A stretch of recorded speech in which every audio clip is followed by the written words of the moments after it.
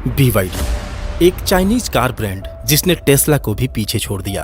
करीब 30 साल पहले एक गरीब किसान के बेटे ने सपना देखा था कुछ बड़ा करने का। उसे साइंस एंड टेक्नोलॉजी का ऐसा जुनून था कि बचपन में ही अनाथ होने के बावजूद अपनी मेहनत के दम पर उसने मास्टर्स की डिग्री हासिल की और उसके इसी जुनून और मेहनत ने एक ऐसा बिजनेस एम्पायर खड़ा किया जिसकी कहानी आज सबके लिए इंस्पिरेशन है। वो शख्स जो इलॉन मस्क को भी टक्कर दे दे, जिसकी कंपनी डाइमलर और टोयोटा जैसी दिग्गज कंपनीज के साथ मिलकर कार बनाती हो, जिस कंपनी की पोटेंशियल देख वॉरेन बफेट ने भी फटाफट उसके 10% शेयर्स खरीद लिए, जिस कंपनी को इंडिया में प्लांट लगाने से इसलिए रोक दिया गया क्योंकि ये टाटा और महिंद्रा को बर्बाद कर देती। तो निश्चित तौर पे कुछ तो खास बात होगी BYD में। आप में से ज्यादातर लोगों ने शायद जाने अनजाने BYD के प्रोडक्ट्स का इस्तेमाल भी किया होगा, क्योंकि शुरुआत में BYD नोकिया और मोटोरोला जैसी तमाम मोबाइल कंपनीज के लिए रिचार्जेबल बैटरीज बनाया करती थी। और अब हाल ये है कि आज महिंद्रा को भी अपनी latest electric car XUV 9e और BE6 में BYD की रेवोल्यूशनरी ब्लेड बैटरी टेक्नोलॉजी का सहारा लेना पड़ा। लेकिन दोस्तों, अब सबसे बड़ा सवाल ये है कि साल 2005 में अपनी पहली कार लॉन्च करने वाली ये कंपनी महज 20 सालों में ही हर साल 40 लाख से भी ज्यादा इलेक्ट्रिक कार्स और बसेस कैसे बेचने लगी, वो भी तब जब दुनिया में चाइनीज ब्रांड्स को चीप कॉपीज और घटिया क्वालिटी के लिए जाना जाता है।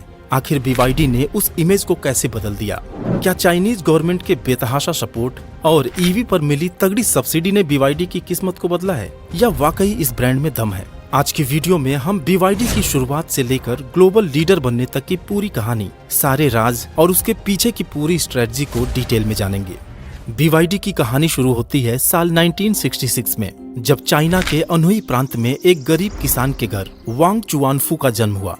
परिवार में गरीबी इतनी थी कि 2 वक्त की रोटी भी बड़ी मुश्किल से मिल पाती थी। लेकिन असली संघर्ष तब शुरू हुआ जब बचपन में ही उनके माँ बाप दोनों की डेथ हो गई और किसी तरह उनके बड़े भाई बहन ने घर का खर्च संभालने की कोशिश की। हालात ऐसे थे कि कोई भी अनाथ बच्चा पूरी तरह से हार मान ले। लेकिन वांग चुआनफू की आंखों में कुछ बड़ा करने का सपना था। उन्हें बचपन से ही साइंस एंड टेक्नोलॉजी में गहरी दिलचस्पी थी। इसी वजह से इतने मुश्किल दौर में भी उन्होंने अपनी पढ़ाई कभी नहीं छोड़ी और स्कूल की पढ़ाई पूरी करने के बाद साल 1987 में वांग ने सेंट्रल साउथ यूनिवर्सिटी से मेटलर्जिकल फिजिकल केमिस्ट्री में ग्रेजुएशन कंप्लीट किया। पढ़ाई में उनकी मेहनत और कॉलेज से मिलने वाली स्कॉलरशिप ने उन्हें आगे बढ़ने में बहुत मदद की और उन्होंने मास्टर्स की डिग्री भी हासिल कर ली। फिर आया 90s का दौर, जब वांग की मेहनत रंग लाने लगी। उन्हें एक सरकारी रिसर्चर की नौकरी मिली, लेकिन जिसकी किस्मत में लाखों लोगों को नौकरी देना लिखा था, वो एक नौकरी में बंद कर कैसे रह सकता था? वांग ने मार्केट को एनालाइज करना शुरू किया और कोई इनोवेटिव बिजनेस को एक्सप्लोर करने का फैसला लिया। फिर आया साल 1995, जब वांग ने सिर्फ 29 साल की उम्र में अपने कजिन लू सियांग के साथ मिलकर शेंजन के पास एक छोटी सी कंपनी शुरू की और इस तरह शुरुआत हुई BYD के विशाल बिजनेस एम्पायर की। शुरुआत बहुत छोटी थी और उस समय BYD का ऑटोमोबाइल इंडस्ट्री में उतरने का कोई इरादा भी नहीं था। क्योंकि वांग को फिजिकल केमिस्ट्री की अच्छी जानकारी थी, इसलिए उनका सपना बैटरी टेक्नोलॉजी में कुछ बड़ा करने का था। जहां एक तरफ चाइना में इलेक्ट्रॉनिक आइटम्स का प्रोडक्शन काफी तेजी से बढ़ रहा था, वहीं टेलीकॉम सेक्टर भी तेजी से ग्रो कर रहा था। इस वजह से बैटरीज की डिमांड में तेजी आने लगी थी और इसी मौके को पहचानकर BYD ने रिचार्जेबल बैटरीज बनाना शुरू किया। BYD की स्ट्रेटजी शुरुआत से ही बिल्कुल साफ थी कि जो प्रोडक्ट्स मार्केट में हिट हो रहे थे, उनकी सस्ती और अफोर्डेबल कॉपी तैयार करना, ठीक वैसे ही जैसे ज्यादातर चाइनीज ब्रांड्स किया करते थे। ये स्ट्रेटजी काम कर गई और धीरे धीरे नोकिया, मोटोरोला, सोनी एरिक्सन और सैमसंग जैसी दिग्गज कंपनीज से भी उन्हें मोबाइल फोन्स की रिचार्जेबल बैटरीज के ऑर्डर्स मिलने लगे। अब वांग के पास इतने पैसे तो थे नहीं कि बड़ी फैक्ट्री शुरू कर सकें, इसलिए उनके कजिन ने जैसे तैसे कुछ पैसे जुटाकर कंपनी में इन्वेस्ट किए। पैसे बचाने के लिए वांग ने हाईटेक और महंगी मशीनों की जगह बड़ी तादाद में कॉन्ट्रैक्ट एम्प्लॉइज से काम कराना शुरू किया और यही तरीका BYD की पहली बड़ी सक्सेस का कारण बना। BYD ने अपनी शुरुआत निकल कैडमियम बैटरीज से की, जो उस समय काफी पॉपुलर थी। लेकिन वांग का फोकस सिर्फ प्रोडक्शन तक सीमित नहीं था। उन्होंने रिसर्च एंड डेवलपमेंट पर जमकर इन्वेस्ट किया और इसी का नतीजा था कि साल 2000 के आसपास BYD ने लिथियम आयन और लिथियम पॉलीमर बैटरीज भी बनानी शुरू कर दी। सच कहा जाए तो सोनी, पैनासोनिक, सैन्यो और तोशिबा के बैटरीज की क्वालिटी उस समय BYD से काफी बेहतर थी, लेकिन उनकी कीमत भी कई गुना ज्यादा थी। इसी का फायदा उठाकर BYD की सस्ती बैटरीज ने मार्केट में धूम मचा दी और जिस इंडस्ट्री पर कभी जापान का कब्जा हुआ करता था, उसे BYD ने अपने कंट्रोल में लेना शुरू कर दिया। फिर साल 2000 की शुरुआत में BYD ने अपने बिजनेस को एक्सपेंड करते हुए मोबाइल फोन के कंपोनेंट्स भी बनाना शुरू कर दिया और नोकिया, मोटोरोला और सैमसंग के मोबाइल में ज्यादातर पार्ट्स BYD के इस्तेमाल होने लगे। यहाँ तक कि एप्पल के आईपैड भी BYD बनाने लगा।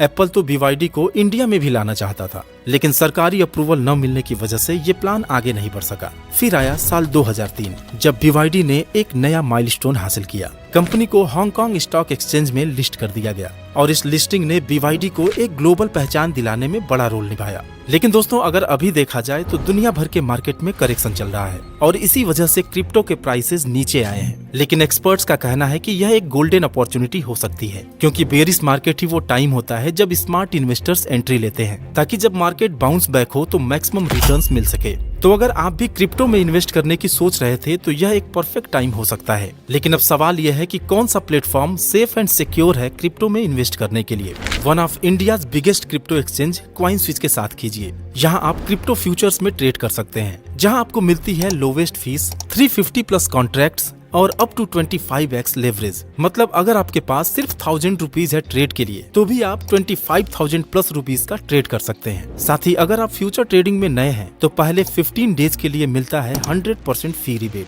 यानी आप अपनी पूरी फीस सेव करेंगे। CoinSwitch financial intelligence unit of India से रिकॉग्नाइज्ड है और 2 करोड़ से भी ज्यादा यूजर्स ने इस प्लेटफॉर्म पर अपना ट्रस्ट दिखाया है। और सबसे अमेजिंग बात, CoinSwitch अब दे रहा है 1% कैशबैक और पहले 30 डेज के लिए 0 ट्रेडिंग फीस। CoinSwitch पर प्रूफ ऑफ रिजर्व्स यानी POR भी मेंटेन किया जाता है और CoinSwitch ने रिसेंटली CoinSwitch केयर लॉन्च किया है, जिसके थ्रू 600 करोड़ का रिकवरी फंड लॉन्च किया है, जो वजीर एक्स के अफेक्टेड यूजर्स की मदद करेगा to withdraw their affected funds. ये दिखाता है उनकी स्ट्रॉन्ग फाइनेंशियल हेल्थ को। लिंक डिस्क्रिप्शन और पिन कमेंट में है, अभी जाके CoinSwitch को चेकआउट कीजिए। चलिए कहानी पर वापस लौटते हैं। वांग चुआनफू को भी शायद अंदाजा नहीं था कि उनकी छोटी सी कंपनी इतनी बड़ी सक्सेस हासिल कर लेगी। लेकिन एक बात अब उन्हें साफ समझ आ गई थी कि बैटरीज का फ्यूचर काफी ब्राइट है। जिस रफ्तार से दुनिया में एनर्जी की डिमांड बढ़ रही थी और डीजल पेट्रोल के दाम आसमान छू रहे थे, वहाँ रिचार्जेबल बैटरीज आने वाले समय में गेम चेंजर बनने वाली थी। यही सोचकर वांग ने एक बड़ा फैसला लिया, बैटरी से आगे बढ़कर सीधे इलेक्ट्रिक कार्स की दुनिया में कदम रखने का। और यहीं से BYD के नए चैप्टर की शुरुआत हुई। लेकिन वांग के इस डिसीजन का सबने मजाक उड़ाया, क्योंकि एक Chinese battery maker Tesla, Volkswagen, Mercedes और BMW के कंपटीशन में उतरने की बात कर रहा था। अब ये बात तो सही थी कि BYD को कार मैन्युफैक्चरिंग का कोई आइडिया नहीं था, लेकिन वांग ने किसी की परवाह नहीं की और ऑटोमोबाइल सेक्टर में उतरने का रिस्क उठा लिया। दरअसल साल 2003 में वांग की नजर पड़ी चाइनीज गवर्नमेंट की सिचुआन ऑटोमोबाइल पर, जो बैंकरप्ट होने की कगार पर थी। उन्होंने इस कंपनी को एक्वायर कर लिया और अपनी पहली कार लॉन्च की, जो एक कन्वेंशनल पेट्रोल कार थी, जिसमें मित्सुबिशी का 4 सिलेंडर इंजन लगाया गया था। हालांकि वांग का टारगेट इलेक्ट्रिक और हाइब्रिड कार बनाने का था, जिसमें वो अपनी बैटरी टेक्नोलॉजी की एक्सपर्टीज को यूज कर सकें। फिर क्या था, पूरी टीम ने दिन रात मेहनत की और आखिरकार साल 2005 आते आते उन्होंने अपनी पहली plug in hybrid car BYD F3DM को मार्केट में उतार दिया, जो सीधे चाइना की फेवरेट कार टोयोटा कोरोला को टक्कर देने लगी। फिर वो समय आया जब BYD की किस्मत बदल गई। हुआ यूं कि BYD की एक्सपोनेंशियल ग्रोथ ने दुनिया के सबसे बड़े इन्वेस्टर वॉरेन बफेट के ध्यान को अपनी तरफ अट्रैक्ट किया और 2008 में बर्कशायर हैथवे ने $230 मिलियन इन्वेस्ट करके BYD का लगभग 10% स्टेक एक्वायर कर लिया, जिससे BYD पूरी दुनिया की नजर में आ गया। और देखते ही देखते BYD की वैल्यूएशन 5 टाइम्स बढ़कर $5 बिलियन को भी क्रॉस कर गई। साल 2009 से 2013 के बीच BYD ने अपनी पूरी ताकत इलेक्ट्रिक व्हीकल्स यानी EVs पर लगा दी। सिर्फ कार्स ही नहीं, BYD ने इलेक्ट्रिक बस और कमर्शियल व्हीकल्स की दुनिया में भी कदम रख दिया। इस दौरान BYD ने इंटरनेशनल मार्केट में भी एंट्री की और खासकर यूरोप में उनकी इलेक्ट्रिक बसों को इतना जबरदस्त रिस्पांस मिला कि BYD की K9 इलेक्ट्रिक बस दुनिया की सबसे सक्सेसफुल इलेक्ट्रिक बसों में गिनी जाने लगी। साल 2010 में BYD ने मर्सिडीज की पेरेंट कंपनी डैमलर AG के साथ कोलैबोरेशन में डेंजा ब्रांड के नाम से लग्जरी इलेक्ट्रिक कार्स बनाना भी शुरू कर दिया। और साल 2013-14 तक एक तरफ जहां चाइना के EV मार्केट में BYD का दबदबा कायम हो गया, वहीं दूसरी तरफ उनकी इलेक्ट्रिक बसों ने इंटरनेशनल लेवल पर धूम मचा दी। दुनिया के 200 से भी ज्यादा शहरों की सड़कों पर BYD की इलेक्ट्रिक बसें दौड़ने लगी, यहाँ तक कि टेस्ला से भी ज्यादा। BYD की इस ग्रोथ में चाइनीज गवर्नमेंट का भी बड़ा हाथ रहा। फेवरेबल पॉलिसीज, सब्सिडीज और कई तरह के इंसेंटिव्स ने BYD की रफ्तार को और तेज कर दिया। BYD ने साल 2013 से 2022 के बीच BYD किन, BYD टैंग, BYD हान, BYD डॉल्फिन, BYD सील और BYD एटो 3 जैसी पॉपुलर इलेक्ट्रिक कार्स लॉन्च किए, जिसमें से कुछ मॉडल्स प्लग इन हाइब्रिड भी थे। लेकिन असली कमाल तो BYD की स्ट्रेटजी में छिपा था। जहां टेस्ला सिर्फ प्रीमियम कस्टमर्स को टारगेट करके लग्जरी इलेक्ट्रिक कार्स बनाती है, वहीं BYD ने शुरुआत से ही मास मार्केट पर फोकस किया, अफोर्डेबल EVs और पब्लिक ट्रांसपोर्ट व्हीकल्स के जरिए। यही वजह है कि भले ही रेवेन्यू में टेस्ला आज भी आगे है, लेकिन सेल्स वॉल्यूम में BYD ने टेस्ला को पीछे छोड़ दिया है। लेकिन अब आप सोच रहे होंगे कि जब BYD की कार्स अफोर्डेबल भी है और रिलायबल भी, तो फिर ये इंडिया की सड़कों पर क्यों नहीं दिखती? दरअसल BYD की इंडिया में एंट्री साल 2007 में हुई, चेन्नई में एक बैटरी एंड इलेक्ट्रॉनिक आइटम्स के प्लांट के साथ। लेकिन जब वो कम्प्लीटली बिल्ड इलेक्ट्रिक कार्स को इंडिया में इंपोर्ट करना शुरू किए, तो इंडियन गवर्नमेंट ने उस पर 100% का इंपोर्ट ड्यूटी लगा दिया। यानी जो कार चाइना में 15 लाख की थी, उसकी कीमत इंडिया में 30 लाख हो गई। अब इतनी महंगी चाइनीज कार कोई क्यों खरीदेगा, जब टाटा और महिंद्रा के कार्स 15-20 लाख की रेंज में अवेलेबल हैं। और जब साल 2023 में इंपोर्ट ड्यूटी से बचने के लिए BYD ने इंडिया में अपना कार मैन्युफैक्चरिंग प्लांट लगाने का प्रपोजल दिया, तो गवर्नमेंट ने उसे खारिज कर दिया। दोस्तों, बात सीधी सी है, अगर BYD इंडिया में अपना प्लांट लगाता तो लाखों लोगों को नौकरी मिलती और हमारी इकोनॉमी को भी तगड़ा फायदा होता। लेकिन असली खेल कुछ और है। BYD की बैटरी टेक्नोलॉजी और उनकी कार बनाने की काबिलियत इतनी तगड़ी है कि टाटा और महिंद्रा जैसे अपने बड़े बड़े ब्रांड्स भी उनके सामने टिक नहीं पाते। जहां उनकी ब्लेड बैटरी टेक्नोलॉजी ने EV मार्केट में रिवॉल्यूशन ला दिया है, वहीं उनके वर्टिकल इंटीग्रेशन ने उनकी कार बनाने की लागत को जबरदस्त तरीके से घटा दिया है। टेस्ला भी अपनी कार के सिर्फ 30-40% पार्ट्स ही खुद बनाती है, लेकिन BYD ये तो बैटरी, मोटर, सेमीकंडक्टर से लेकर कार के 75% से भी ज्यादा पार्ट्स खुद ही बनाता है। यानी क्वालिटी भी उनके हाथ में और खर्चा भी उनके कंट्रोल में।